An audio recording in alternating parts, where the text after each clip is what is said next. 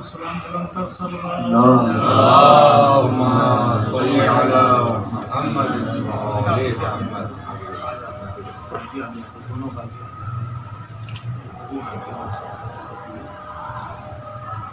الرحمن الرحیم. تمام سوسخانان کو السلام علیکم. وعلیکم السلام ورحمۃ اللہ. ہم اس نشست میں ایام رضا سے پہلے ہی ہماری تقریباً اس سے بعد جو ہے وہ 2 نشستیں اور ہوں گی، اور یہ ماہ شوال کی نشست ماہ ذکر میں ہوں گی اور ذکر میں ضلع میں ان شاء اللہ. ہم ان نشستوں میں شروع میں جو ہے وہ کوشش کرتے ہیں کہ 10 منٹ آداب مجالس کے حوالے سے کچھ چیزیں ایسی بتائی جائیں جس میں عام طور پر جو سوسخان جاتے ہیں پڑھنے کے لیے، بانی مجلس ان سے پریشان ہوتے ہیں اور وہ بانیان مجلس سے پریشان ہوتے ہیں، جس میں انتظامی معاملات کی کچھ جو ہے وہ غلطیاں ہوتی ہیں دونوں طرف سے. اس حوالے سے تھوڑا سا ہم کوشش کرتے ہیں، کیونکہ بہت سارے نئے بچے ہیں جو پرانی گزشتہ نشست میں ہم بتا چکے ہیں چیزیں، ہم اس کو بھی ریپیٹ کرنے کی تھوڑی سی کوشش کر رہی ہیں، خاص طور پہ ریاضت کے حوالے سے. نئے بچوں کے لیے خاص طور پر پرہیز کرنا، کہ زیادہ تر لوگ پریشان رہتے ہیں کہ ہم پڑھ رہے ہیں تو ہم پڑھنے کے لیے ہم کن کن چیزوں سے پرہیز کریں تاکہ ہمارا گلا جو ہے وہ سمجھا رہے، پڑھنے میں پریشانی نہ ہو. نارمل زندگی میں بھی ٹھنڈا پانی کی گرمیوں میں عام طور پر لوگ جو ہے وہ نہیں اس کو اگنور کر پاتے، لیکن میں یہ نہیں کہوں گا کہ بالکل ہی ٹھنڈا پانی نہ پئیں، ایٹ لیسٹ اس کو جو ہے وہ مکس کر لیں کہ آپ کے گلے پر وہ ڈائریکٹ اثر انداز نہ ہو. کیونکہ ٹھنڈا پانی پینے سے جو ہے آپ کے گلے کی جو رگیں ہیں، اب یہ ہارمونیم بھی میرے سامنے ہے، یہ پروردگار کی طرف سے ہمارے گلے میں تمام چیزیں موجود ہیں جو اس میں موجود ہیں. اس کو ہم اسی وجہ سے دکھانے کے لیے، سمجھانے کے لیے اپنے ساتھ ان نشستوں میں رکھتے ہیں، ورنہ اس کا کوئی مقصد نہیں ہے، کوئی مطلب نہیں ہے، بس انڈرسٹینڈنگ پرپز کے لیے ہم اس کو اپنے ساتھ رکھتے ہیں. وہ بھی نشستیں ہیں اس وجہ سے نشستیں تو اس کا کوئی کام نہیں ہے.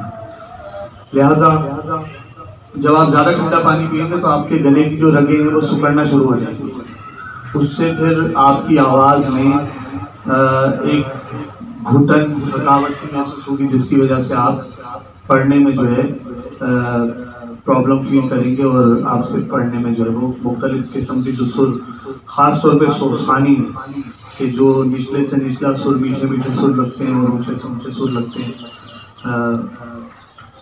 بہت پیار محبت سے کوشش کرتے ہیں کہ اپنا پیغام ان سروں کے ذریعے پہنچا دیا جائے. تو ایک تو آپ ٹھنڈا پانی، کھٹی چیز وغیرہ تو تھوڑا سا پرہیز کریں گے.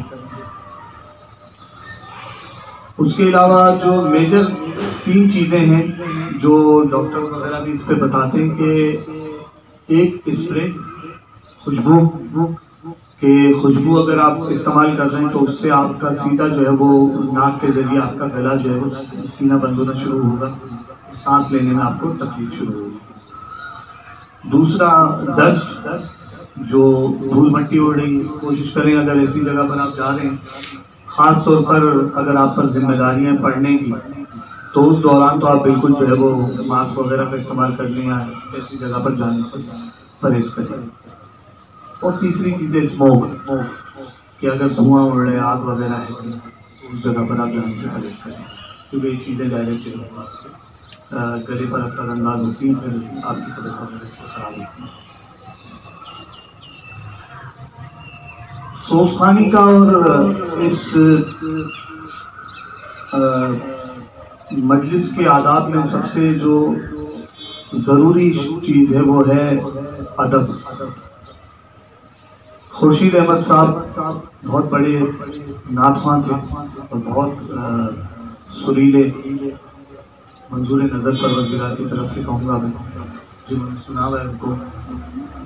انہوں نے کہا کہ ان کا ایک جملہ مجھے یاد ہے، انہوں نے کہا کہ جو بندہ باادب ہوگا وہ جلد از جلد بلندیوں پر چلتا چلا جائے گا،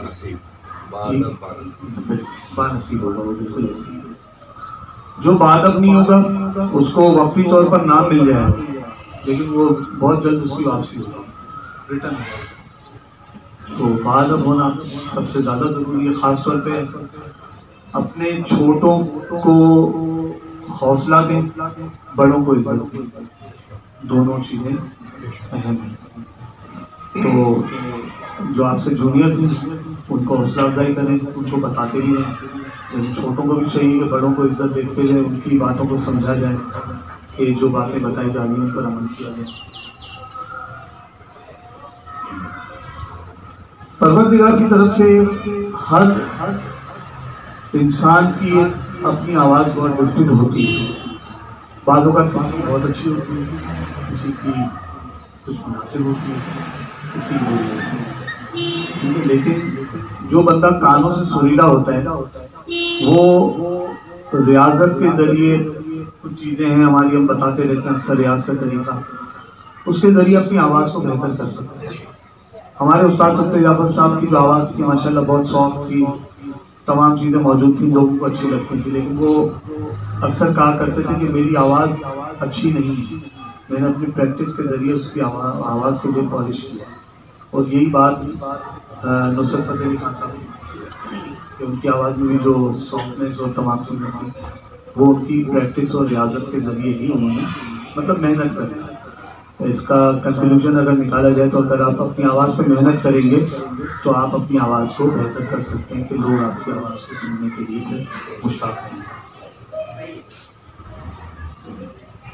کوئی بھی کلام اگر آپ شروع کرتے ہیں، سوسانی میں مختلف قسم کے کلام ہوتے ہیں، اب شروع میں ہم کوشش کرتے ہیں اس میں قطع، رباعی، سوز، سلام، پھر مرثیہ۔ اب ہر کلام کا جو ہے وہ تو ہر کلام کا ایک الگ اسکیل لیول ہوتا ہے، الگ سر ہوتا ہے،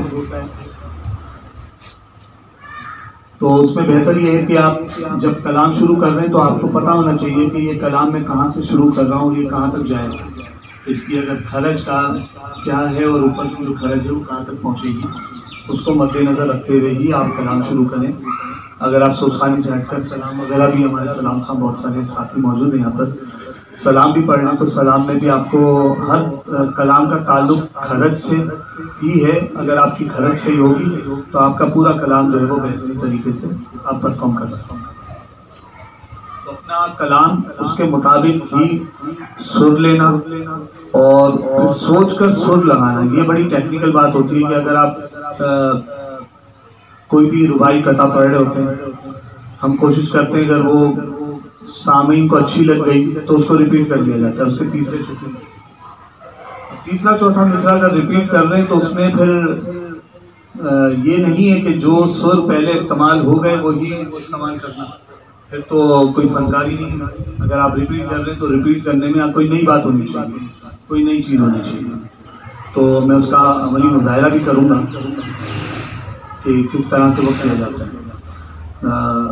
تو ان چیزوں کو مد نظر رکھتے ہوئے جو ہے وہ سوچ کر جب آپ ریاضت میں ہوں گے تو جو آپ سوچیں گے آپ کے دماغ میں جو چیز ہوگی وہ آپ کے گلے میں اترنا شروع ہو جائے گی۔ اچھا، مجلس میں جانے سے پہلے اپنا کلام جو ہے وہ نشانی کے طور پر ہر کلام کی نشانی رکھ کر دیں۔ ایسا نہیں ہے کہ آپ مجلس میں بیٹھے ہوئے ہیں اور آپ اس وقت ٹٹول رہے ہیں کہ مجھے کیا پڑھنا ہے، اس وقت کیا پڑھنا ہے، درود پر درود پڑھوائے جا رہے ہیں، یہ آداب مجلس کے خلاف ہے۔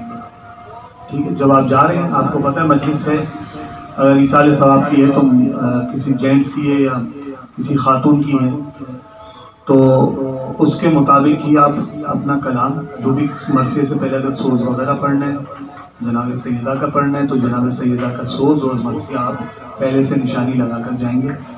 آپ زیادہ تر اس طرح ہوتا ہے کہ مزاج چینج ہو جاتا ہے، وہ ایک الگ بات ہے کہ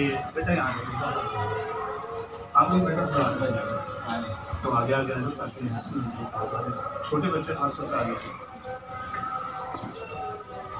بعض اوقات یہ ہوتا ہے کہ میرے اپنے ساتھ زیادہ تر یہی چیزیں ہوتی ہیں کہ میں سوچ کر جاتا ہوں اور وہاں پر جا کر جو ہے وہ مزاج چینج ہو گیا کہ یار ماحول کچھ اور ہے، ابھی اس جگہ پر یہ کلام نہیں، یہ کلام پڑھا جا سکتا ہے، تو اس جگہ پر بھی ایسا نہیں کہ پڑھنے کے دوران ہی میں جو ہے وہ ٹٹول لوں.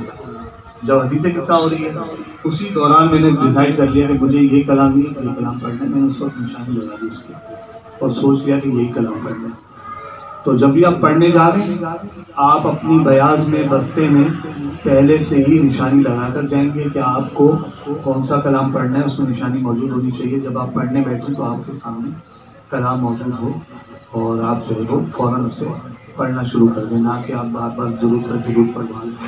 مجلس الگ لیٹ ہو رہی ہے اور اس میں جو ہے وہ سامعین نہ لیں. اچھا، اس سے ایک اور بات ذہن میں آ گئی. استاد صدیق جعفر کے بقول بعض اوقات لوگ ہوتے ہیں کہتے ہیں یار میں پڑھ رہا تھا تو مجھے میسم بھائی نے فرمائش کر دی. ایک تو فرمائش نہیں کہنا چاہیے، فرمائش جو ہے وہ مجلس کا جملہ نہیں، حکم ہے. تعمیل حکم میں کلام پڑھ رہا ہوں. اگر کر بھی دی تو یا تو آپ پھر اپنا کلام چھوڑ کر وہ کلام پڑھ دیں کہ بھائی مجھے میسم بھائی نے یہ کہا ہے اور مجھے پڑھنا ہے تو میں یہی کلام پڑھوں، نہ کہ میں اپنا کلام جو سوچ کر گیا ہوں وہ بھی پورا پڑھوں اور اس کے بعد لوگوں کو اذیت دینے کے لیے میں جو ہے وہ کہوں کہ یار میسم بھائی نے مجھ سے جو ہے وہ حکم دیا ہے میں تو یہ کلام بھی پڑھ رہا ہوں. تو بھائی میسم بھائی نے اگر کہا ہے تو میسم بھائی کو الگ سے کمرے میں جا کر سنا دو، ٹھیک ہے. جو پوری مجلس یہاں پر مینیج ہوئی بھی ہے اس کو کیوں ڈسٹرب کر رہے ہو، ٹھیک ہے. تو یہ استاد ہمیشہ اس بات کی جو ہے وہ تاکید کیا کرتے ہیں کہ اگر کوئی کہہ بھی دے تو خاص طور پہ جب امام آئیں گے اور جب علی آ گئے، زندگی آ گئی، استاد جب بھی جاتے تھے جہاں بھی جاتے تھے لوگ کہتے تھے کہ یہ پڑھ رہے ہیں تو وہ کہہ دیا کرتے تھے کہ بھائی میں پڑھنے کچھ اور آیا تھا، اس بندے کے کہنے پر میں یہ پڑھ رہا ہوں. آپ لوگ اگر کچھ نمٹ نہ ہو کسی سے تو اس سے ڈائریکٹ نمٹ رہے ہیں، ٹھیک ہے. تو وہ ڈائریکٹ لوگ بات کر دیا کرتے تھے. اور دوسری بات یہ ہے کہ اگر وہی کلام جو پڑھنے گئے ہیں وہی پڑھنا ضروری ہے تو وہ کہہ دیا کرتے تھے تمہیں الگ سے میں جا کر سنا دوں گا، میں تمہاری وجہ سے اس پورے مجموعے کو اذیت نہیں دے سکتا. تو یہ ساری ادب کی باتیں ہیں، سوچ سمجھ کی بات ہے کہ آپ کے ایک عمل سے پوری مجلس جو آرگنائز ہوتی ہے کہ آپ کے بعد کتنے پڑھنے والے موجود ہیں، کس کس ڈیوریشن میں کس کس کو پڑھنا ہے، وہ تمام لوگ جو ہے وہ ڈسٹرب ہو جاتے ہیں اس سے. اب ایک اگر سینئر آدمی بیٹھا ہوا ہے آپ کے بعد پڑھنے کے لیے اور آپ نے جو ہے وہ 20 منٹ لے لیے، 25 منٹ لے لیا آپ نے، تو اگر آپ نے ہی 20-25 منٹ لے لیے تو وہ ایک اگر سینئر آدمی آپ کے بعد پڑھنے کے لیے بیٹھا ہے اس کا حق مارا جائے گا. جو مجمع پورا اگر 150-200 لوگوں کا مجمع اس بندے کو سننے کے لیے بیٹھا ہے تو آپ کے 20 منٹ پڑھنے سے وہ بیچارہ 5-7 منٹ پڑھ پائے گا اور اس کے سننے سے جو ہے وہ سعادت سے سب لوگ محروم ہو جائیں گے.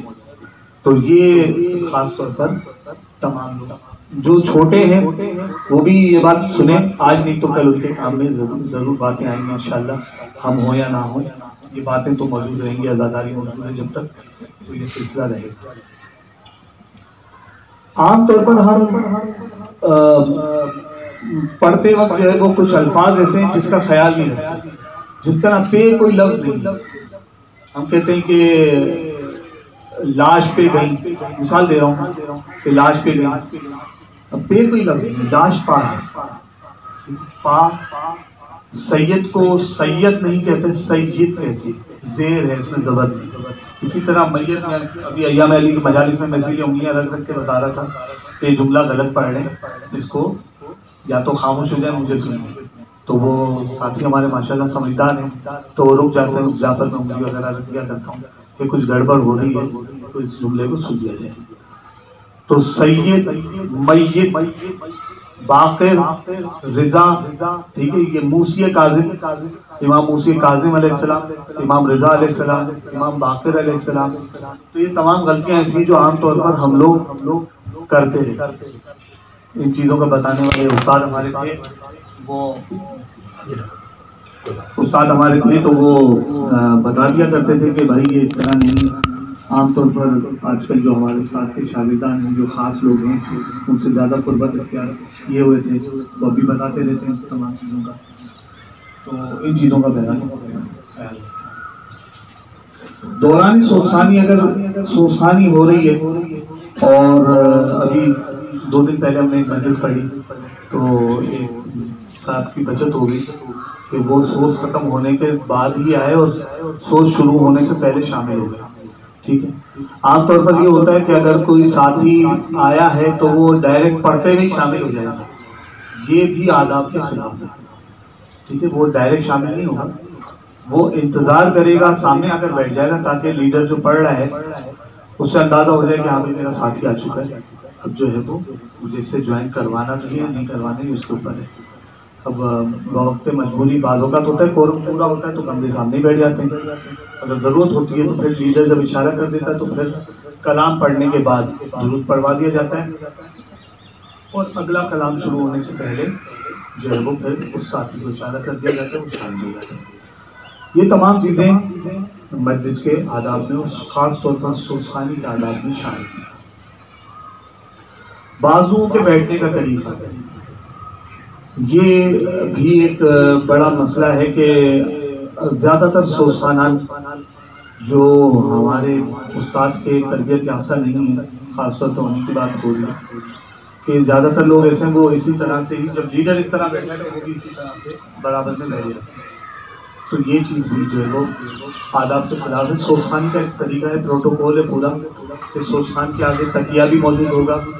سوزخان کے بیٹھنے کے انداز سے لگے گا کہ یہ نوحہ خوانی کرنے نہیں, یہ سوزخانی کرنے بیٹھتے ہیں. نوحہ خوانی میں چلو جس طرح کے لوگ بیٹھ جاتے ہیں, سامنے بھی بیٹھ جاتے ہیں, گول دائرہ بنا کے بیٹھ جاتے ہیں, آگے پیچھے بیٹھ جاتے ہیں, ہر طرح سے بیٹھ سکتے ہیں. سوزخانی میں سوزخانی میں بازو اپنے مخصوص انداز میں بازو اور بھائی آپ بھی تاکہ یہ چیزیں اس کو پیچھے بڑھنا. یہ ہے سوزخان کے بیٹھنے کا طریقہ. جو آگے بازو بیٹھے ہیں وہ پیچھے والے بازوؤں کے لیے لیڈر ہیں اور یہ لیڈر کو فالو کریں گے اور پیچھے والے بازو جو ہیں دونوں کو فالو کریں گے. ٹھیک ہے. یہ پروٹوکول ہے سوزخانی میں. ایسا نہیں کہ سوزخانی میں جو ہے وہ یہ صاحب اس طرف منہ کر کے بیٹھ گئے, یوں کر کے, بجائے اس کے کہ یوں کرنے کے اس طرف کر کے اپنے گھٹنے اس طرف کر کے اور وہاں سے منہ کر نکلا کے ایسا نہیں ہوتا. یہ تمام چیزیں بھی سوزخانی کے آداب میں شامل ہیں. سب سے بس آخری بات, اور پھر انشاءاللہ باتیں ہوتی رہیں گی, بہت ساری باتیں ہوتی ہیں, بس کوشش کرتے ہیں کہ 10 سے 15 منٹ میں ان چیزوں کو سمیٹا جائے تاکہ جو سننے سنانا والا سلسلہ ہے وہ بھی شروع کیا جائے, ریاضت کا طریقہ بھی بتایا جائے. سوزخانی کا جو سب سے اہم ترین جز ہے وہ ہے آس. بعض اوقات ہمارے استاد کے ساتھ ہی اس طرح کے لوگ تھے جو کہ 30 سال سے, ہم تو لوگ تو ہم سے شکایت کر رہے ہوتے ہیں کہ یار آپ کے پاس آتے ہوئے بچے کو سال ہو گیا اور بچہ کچھ نہیں سیکھ رہا. تو وہ استاد کے پاس 30 سال سے ایک بندہ تھا, اس کی آس سیکھ گیا. تو استاد اس سے کہا کرتے تھے کہ بھائی یہ بندہ کبھی بھی نہیں سیکھا ہوگا. اس طرح کے ہوتے ہیں لوگ بہت سارے کہ اب اس میں خدا نہ خاصہ مسئلہ, میں ایک مثال دیتا ہوں, یہ میرا اپنا جملہ ہے کہ استاد جو ہے نا وہ ڈاکٹر ہے, مکینک نہیں ہے. ٹھیک ہے. ڈاکٹر ہمیشہ نسخہ بتاتا ہے, مریض امپلیمنٹ کرتا ہے, دوائیاں اپنے اوپر چلاتے ہیں کہ بھائی ہاں یہ میڈیسن ہے, مجھے صبح دوپہر شام کھانی ہے تو میں صحیح ہوں گا. مکینک کی طرح نہیں کہ انجن میں گھسا اور پرزے ٹائٹ کر دیا, بھائی چلو انجن صحیح ہو گیا اب گاڑی چلا رہا ہے. استاد ہمیشہ ڈاکٹر ہے, جو آپ کو نسخہ بتائے گا, ریاض بتاتے ہیں, ریاض کا طریقہ بتاتے ہیں. آپ خود گھر پر یہ ماہانہ نشست اسی لیے ہے کہ آپ پورے مہینے ایٹ لیسٹ اپنی آس ہی صحیح کر کے آ جائیں ہمارے پاس, تاکہ باقی چیزیں ہم صحیح کرواتے ہیں کہ آپ کے کلام کس طرح سے پڑھے جائیں گے. اور ہمارے پاس تو بہت ساری چیزیں ہیں, ہم تو رات داریاں اور جو چیزیں موجود ہوتی ہیں اس فن میں, ہم تمام چیزوں کو بتانے کی جو ہے وہ شوق رکھتے ہیں. بلکہ اتنی میں تو کوشش کرتا ہوں کہ جسے کچھ نہیں بھی آتا اسے بھی بھیجتا رہتا ہوں کہ بھائی کم از کم سن کر ہی جو ہے یہ بندہ کہیں نہ کہیں جو ہے وہ لائن پر آنا شروع ہو جائے گا. ایٹ لیسٹ کان سریلا ہوگا کہ وہ گلے پر خود بخود امپلیمنٹ ہو جائے گا اس کی. تو آج اپنی ہمیشہ جو ہے وہ ہم اسی لیے بتاتے ہیں کہ بھائی آج کا ریاض کریں, صبح میں, دوپہر میں, شام میں, کوئی خیر نہیں ہے, ایٹ لیسٹ 10 سے 15 منٹ صرف آس یہ کرنا ہے, صرف آپ نے یہی کرنا ہے اور کچھ بھی نہیں کرنا. یہی آپ کریں گے تو آپ شروع میں مثال دی کہ جو آپ کے گلے میں باریک باریک لگے ہیں جو اس ہارمونیم میں تاروں کی صورت میں موجود ہے, یہ پروردگار کی طرف سے آپ کے اندر موجود ہے, وہ کھلنا شروع ہوں گے, اس میں فریکوینسی بڑھنا شروع ہوگا. جو وہ بڑھے گی تو مختلف جگہیں جو آپ سوچتے ہیں وہ آپ گلے سے بآسانی نکال سکتے ہیں. ٹھیک ہے؟ یہاں تک کسی کا کوئی سوال کسی بھی قسم کا؟ بیٹا اب آپ لوگ آئے اور پہلے اس بچے سے ہم سنیں گے، بلکہ کون کون تیار کر کے آئے. میں نے پچھلی نشست میں بھی کہا تھا کہ اردو میں کلام ہمارے ساتھی پڑھتے ہیں، اس میں ضروری نہیں ہے کہ یہی ساتھی پڑھ لیں. آپ اپنے طور پر. ہاں بیٹا آپ سے پڑھاتا ہوں. سوال خرج ہے بیٹا سب سے پہلا سر. آپ کے کل جو میں ابھی اس پہ مثال بھی دوں گا، علم موسیقی میں جو ہے وہ میں بات کر رہا ہوں تو اردو زبان میں کر رہا ہوں. وہ اس لیے کر رہا ہوں کہ آپ لوگوں کی سمجھ میں بات آ جائے. علم موسیقی میں 7 سر ہیں ٹوٹل. 7 جو ہے وہ 7 اور 5 12 کہلاتے ہیں، لیکن جو نام ہے وہ 7 کے ہی ہیں. پھر وہ 12 کس طرح ہوں گے وہ بھی میں بتا دوں گا. تو 7 سر سمجھانے کے لیے اس کا نام ہے پہلا سا، جس کو کہتے ہیں خرج. ٹھیک ہے؟ پہلا سر جہاں سے آپ نے کلام شروع کیا، جہاں سے آپ نے آس لے لی، وہ ہے خرج. ٹھیک ہے؟ اس کے بعد دوسرا سر ہے رے، وہ ہے رکھب. لکھ لیں اگر آپ لوگوں نے جو ہے وہ، ویسے تو ریکارڈنگ بھی ہوگی. ارے کلاس مقبول ہوگی. آگے بچے اپنا عباس آ گئے. عباس نام ہر کلاس میں نام.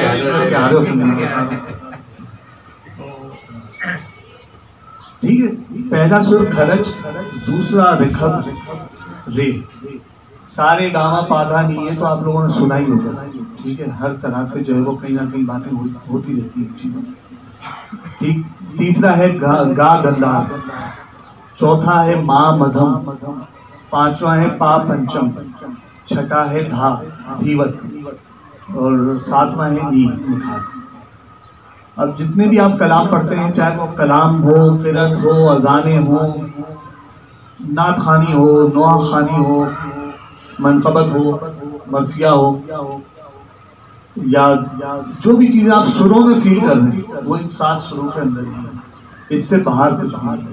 پوری دنیا میں ایسا نہیں کہ پاکستان میں کچھ اور ہے، انڈیا میں کچھ اور ہے، جاپان میں کچھ اور ہے، اور وہاں امریکہ میں کچھ اور ہے. ایسا نہیں. جہاں پر سروں کا استعمال ہو رہا ہے، چاہے وہ ان کی اپنی زبان میں ہو رہا ہے یا اردو میں ہو رہا ہے، ٹھیک ہے، یا ہندی میں ہو رہا ہے یا کسی بھی زبان میں ہو رہا ہے، جہاں سروں کا استعمال ہو رہا ہے وہ ان 7 سروں کے فارمیٹ کے اندر ہے. اس سے باہر کلیئر ہوگی.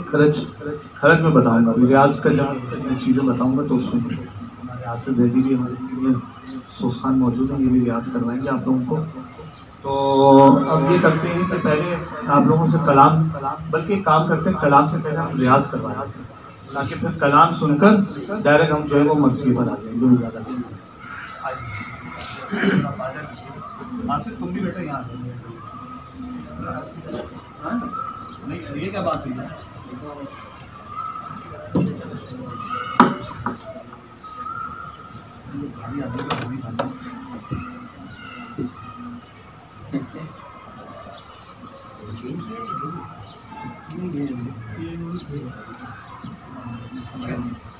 کل ہی لے کر آئیں. اور آپ لوگ اب بیٹا قریب آ جاؤ تاکہ یہ آپ لوگوں کی سمجھ میں آ جائے کہ یہاں ہو کیا رہا ہے. اس سے آپ لوگوں کو ریاض کروانے کے لیے پرپز سے ہوتا ہے. اس کا بظاہر مجلس سے کوئی تعلق نہیں ہے. ٹھیک ہے؟ کیونکہ ریکارڈنگ ہوتی ہے تو بہت سارے لوگ سوال بھی کرتے ہیں، اس کا جواب میں دینا چاہتا ہوں. لیکن بہرحال وہ پھر جیسے موبائل میں بات کی جاتی ہے نہیں بس اس کا تو اپنا واقعہ نہیں بچ گیا.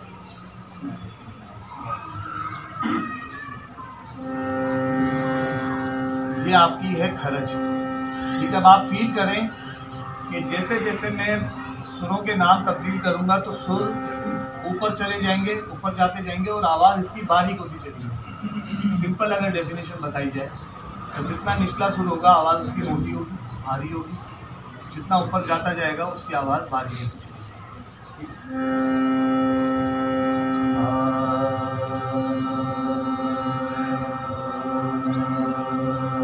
گی. اسی سر پہ سب ہاتھ دیں اور منہ کھول کے آواز دینا ہے. آج ہمیشہ منہ بند کر کے نہیں دینی. منہ بند کر کے اگر دینی ہے تو وہ پھر پورا منہ بند کر کے وہ، لیکن وہ الگ ایک طریقہ ہے، وہ بھی میں بعد میں بتاؤں گا. لیکن فی الحال آپ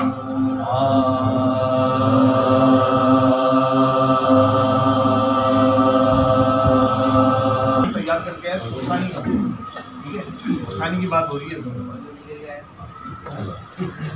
پرانے والوں کو تو بیٹا ہے نا وہ پٹے سے دھلائی ہوگی، میں آگے نہیں بولوں گا. ٹھیک ہے، تو جو پرانے لوگ ہیں جنہوں نے تیار نہیں کیا ان کی تو بس دونوں کمرے بھی میرے خالی ہیں.